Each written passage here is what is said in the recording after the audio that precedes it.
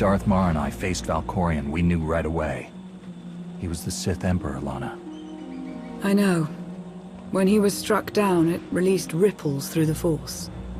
Everyone who had felt the Sith Emperor's presence in the past, on Ziost, on Yavin 4, we all sensed what had happened. Arkan invaded soon after, claiming that an outlander had assassinated his father, the immortal Emperor. It didn't take long for us to unravel the truth. Which side did Arkan attack first? Both. Ships from the Eternal Fleet struck at shipyards and rallying points for both sides simultaneously. They favored ambush tactics throughout the war. Zakulan's sensor technology has far greater range than our own, and their ships can fly much further on less resources. Only vessels retrofitted with Isotope 5 could manage to outrun them. None could truly compete.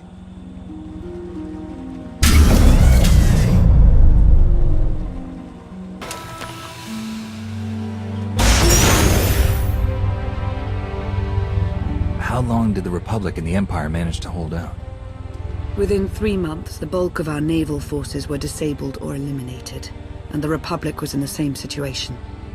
With naval superiority, Arkan's forces could begin choking off supply lines, trade, any ship travel at all.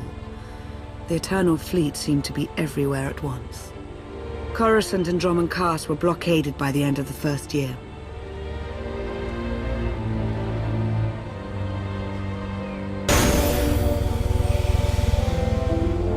How did it end? The members of the Dark Council fought Arkan's invasion ruthlessly and lost. The Empire's treaty was ultimately negotiated by the Minister of Logistics. Chancellor Suresh also refused to discuss surrender, but the Republic Senate managed to overrule her. A cadre of senators negotiated their own ceasefire terms. All of those senators have since been disgraced or dismissed. I'm sure you can imagine the likely culprit. What about the Jedi Order? I know that they suffered heavy losses, but that's the extent of my information. I've sent agents to find out more, but none have returned. I wish I had more to tell you. So far, the treaties with Zakul have held, but that will not last forever.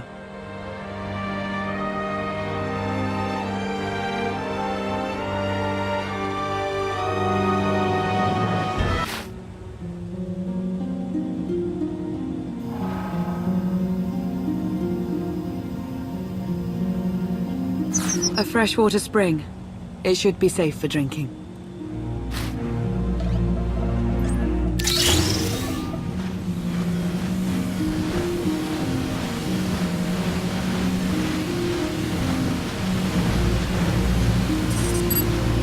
So the Eternal Fleet overwhelmed both the Republic and the Empire? What was the result? Both sides are forced to pay a heavy tribute to Zakul, mainly raw materials and resources. They're also held under an arms limitation statute. The Empire and the Republic are both breaking it, of course, but they're still incapable of challenging the throne directly. Who's in charge of the Republic now? Suresh reached the end of her term limits recently, but her replacement is a carefully selected puppet. She still runs things, even if she isn't officially the Chancellor anymore. And the Empire? Only one member of the Dark Council remained after the chaos. Darth Asina. She now rules as Empress of the Sith. Both sides see this only as an opportunity to eliminate one another at a time of weakness, instead of combining what strength they have.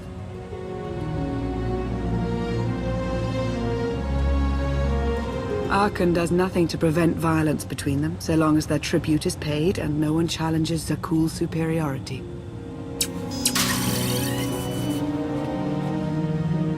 Even after all of this time, Suresh is ruining the Republic. Something needs to be done. Suresh and her lackeys aren't our most urgent concern. Their resources can't help us, not yet.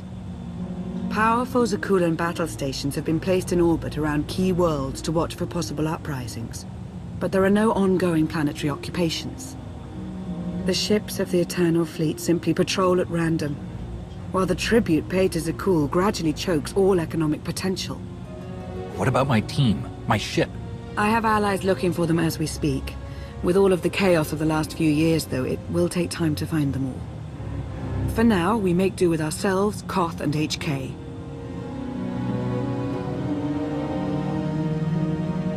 You obviously put a lot of thought into getting me out.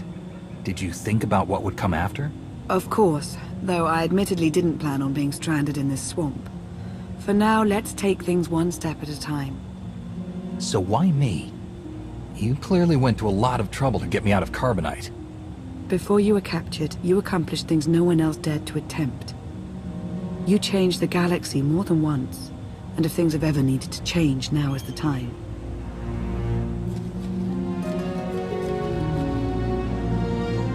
But there is something else.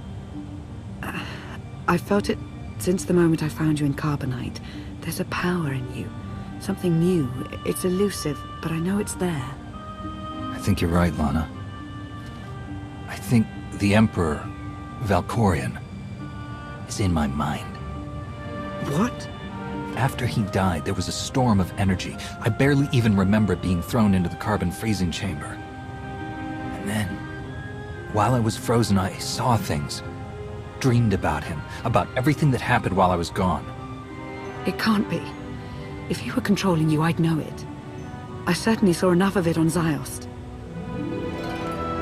I don't think he's trying to control me, not directly anyway. He was trying to convince me to work with him. Whatever he's doing, we can be sure that he's always trying to deceive us somehow. I believe in you. And I appreciate your honesty. I'll remain watchful for any influence he might have over you. For the time being, though, we have no choice but to proceed. What about the others? They wouldn't understand. And like you said, we really don't know anything for sure yet. Let's keep the matter between us for now.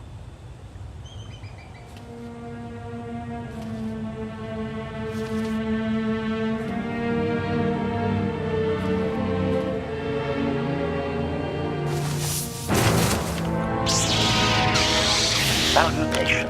It is a pleasure to see you again so soon, Masters. I have encountered minimal resistance in my patrol. How minimal? Reassurance.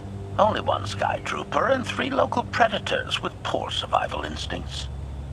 Our position appears to be secure at this time, but I would still advise caution on your return trip, Masters. Keep up the good work, HK. Appreciation. It will be my pleasure to do so, Master.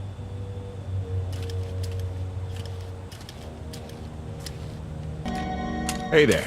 Did you find something tasty? We definitely found something. Great.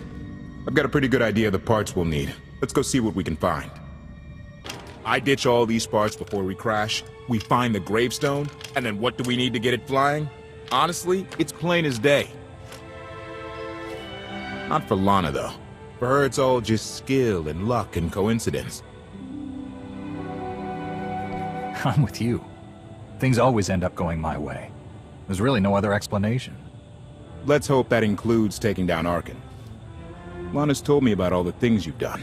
More than once. Half the reason I agreed to this crazy rescue was to see if you were actually real. So, I figure I know all about your past. You deserve to know mine. Lana might have told you I was the captain of a warship during Arkin's campaign against the Core Worlds. My crew and I deserted, but I'm not going to pretend we didn't do our share of damage beforehand.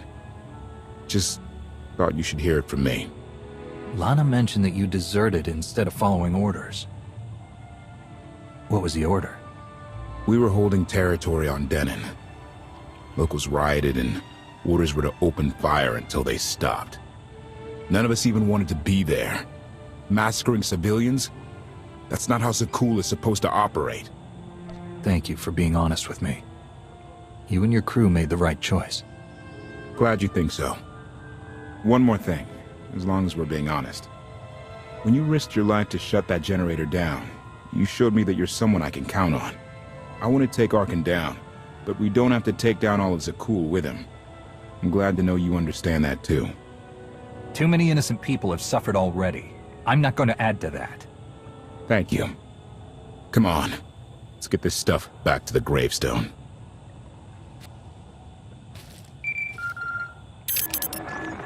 Request.